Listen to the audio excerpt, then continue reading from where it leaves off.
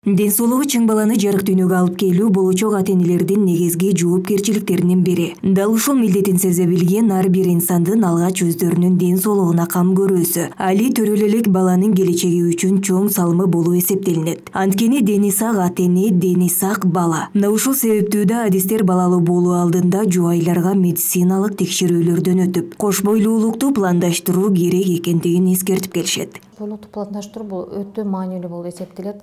Айрыкча азыркы мезгилде ар бир кыз бала түшүнүшү керек. Дени сак энеден дени сак бала төрөлөт деп. Азыркы мезгилде өзүңүздөр көргөндөй эле көп дени сакка караганда дени сак эмес кыздар көбүрөөк, аялдар да көбүрөөк. Ошондуктан дени сак эмес аялдан дени сак эмес бала төрөлөт. Кош бойлууга пландаштыруу деген бул эмне? Бул деген ар бир үй бүлө курууну да пландаштырыш керек. Ар биринде үй бүлөнү курууда пландаштырууда жана кош бойлукта пландаштырууда азыркы биздин медициналык терминде айтканда чекап деп айтылат. Өнүккөн өлкөлөрдө кыз балдардын болочоктогу кош бойлуулугуна даярдануусу кадыресе көрүнүш. Турмуш жолуна аттанганча эле медициналык кароолордон өтүп, эне болууга камданышат. Жана бул процесс коомдогу ден соолугу бекем балдардын төрөлүүсүн камсыздап берет. Болочоктогу ата-эне балким өзүндөгү өнөкөт же жугуштуу ооруларын билбестен наристелүү болгон учурда ал баланын өсүүсүнө терс таасирин тийгизип, майып болуп төрөлүүсүнө да алып келиши ыктымал дейт акушер-гинеколог Венера Мамаджанова. Кошумча өнөкөт оорулары болуп калышы мүмкүн. Ошондой эле ички бездердин оорулары болуп калышы ыктымал. Өпкө, жүрөк, бөйрөк оорулары, калкан без оорулары. Эгерде оорулары болсо, кардиологический деп айтып коебуз, жүрөк оорулары. Жүрөк ооруу адабагерине көрүнүп, ал макулдугун билсе, анан кош бойлукту пландаштырыш керек. Эгерде өпкө оорулары болсо, пульмонолог деген специалистке, жок дегенде терапевт деген общий профилдеги специалисттен кеңеш алып, анан пландаштыруу зарыл.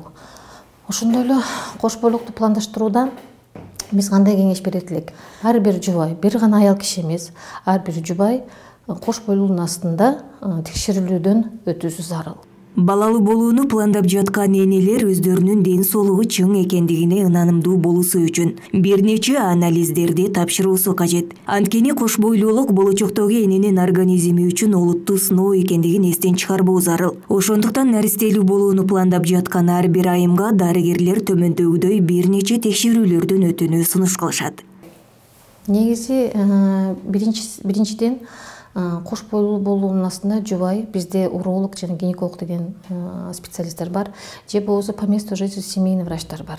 Ошолордон кеңеш алуу зарыл. Жалпы анализ крови деп коет, общий анализ крови, буда гемоглобин менен эритроцит деген бар.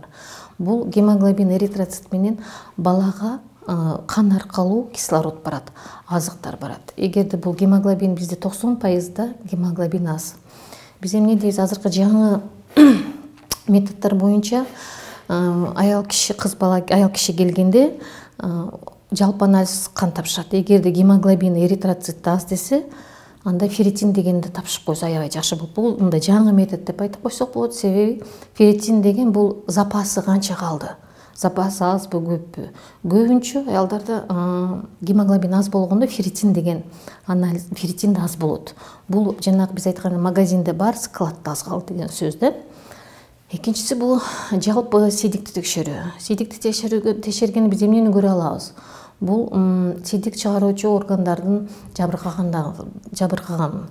Мисалы үчүн белок чыгып калса, бул олуттуураак маселе болот. Бунда уже жакшыраак дабаланып, анан пландаштырыш керек. Дени сак баланы жарык дүйнөгө алып келүүдө кыз балдардын жаш курагы да чоң мааниге ээ дешет адистер. Маселен, өтө жаш мезгилинде балалуу болгон учурда кыз баланын өзүнүн организми толук өсүп жетиле элек болгондуктан балага керектүү витаминдерди бере албайт дейт. Ошол эле учурда жашы өтүп кеткен мезгилде өз таасирин тийгизбей койбойт деген пикирин билдирди.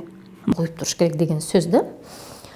Анан дагы эгерде анан эң жакшы мезгили качан турмуш куруш керек?